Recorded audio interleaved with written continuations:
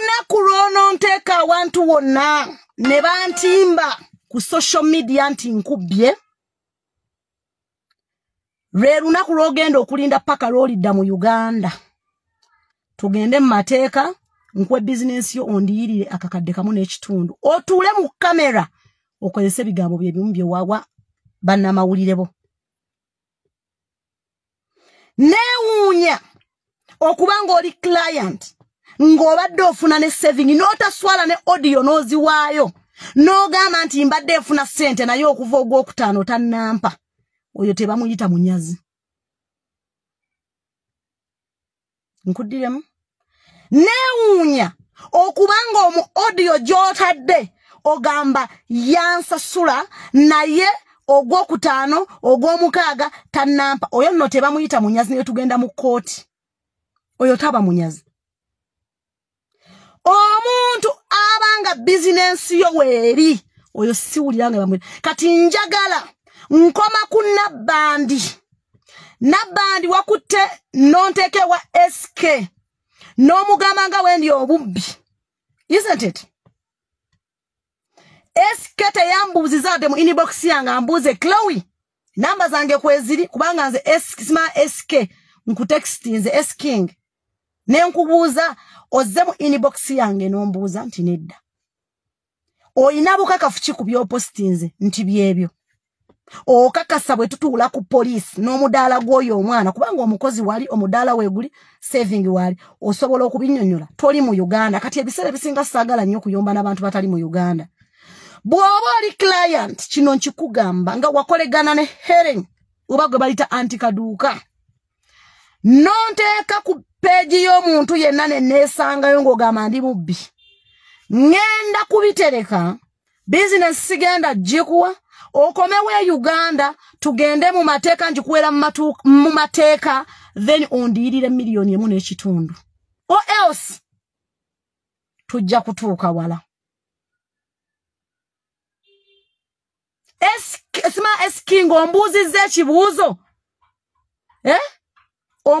nkubuuzizza ekibuuzo okakasa business teriiwo nti simanyi nenkubira muganda w'oyo omukazi essimu enfunda 8 simu tagikwata nembikwata byonna kubanga mbadde nkola audio ne mane nteeka ne ku video nemugamba owuwo nga takwata akola ki kiŋŋambye nti muganda wange ali busy nemugamba Esking wamugambyeko nti anti Kaduuka abeera busy ola muganda waalabirira ka business akamu gwe bakozesa obukozesa ali busy then what about me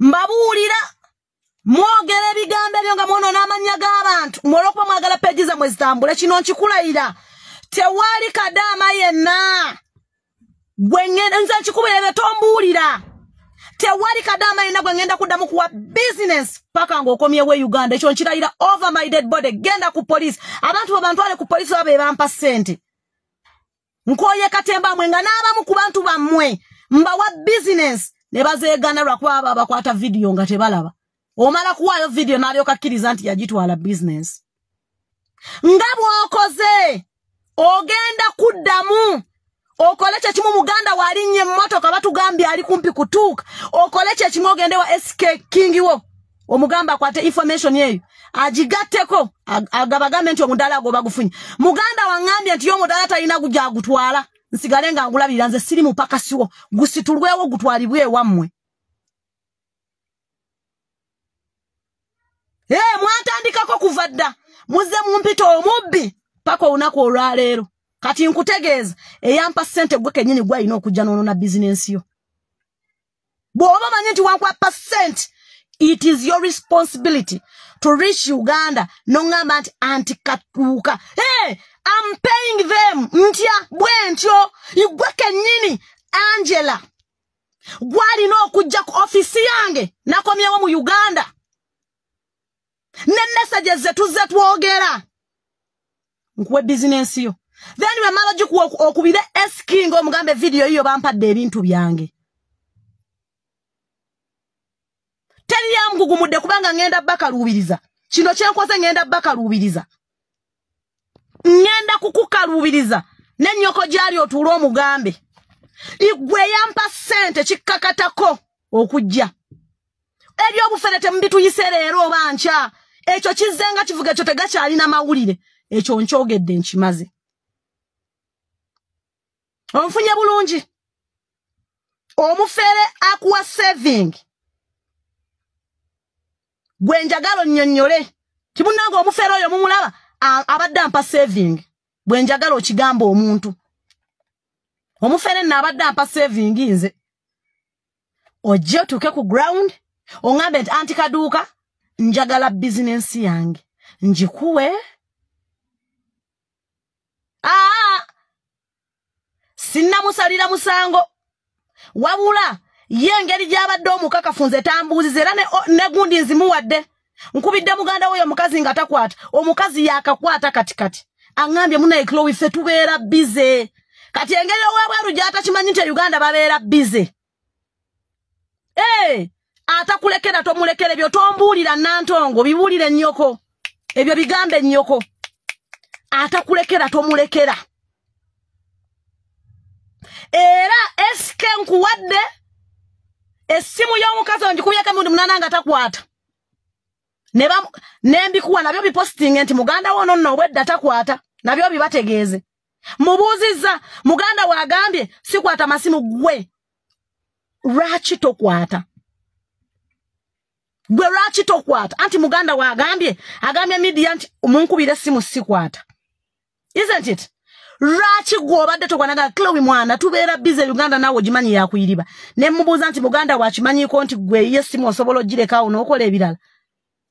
Nagamba bannaye kati jangu ono n'ebintu nti nze ate ebintu sibitwala. Njagala biveewo eske sima esking ajja kubirabirira. Kino nkiddamu ogusembayo bw'oba wampa ssente gwe kenyini gwakakatibwako okujja okunsaba business. I'm tired of this. Era mugambiddewo linnya jangu okime business ya muganda nti sigitwala mugambye ojja gishima sina kyejagaza. Jasper mugambye ojja gishima njagala ogijjewo na ne bannamateeka weebali ogenda nayo linnya ogizze emukono ogirabiririra eyo.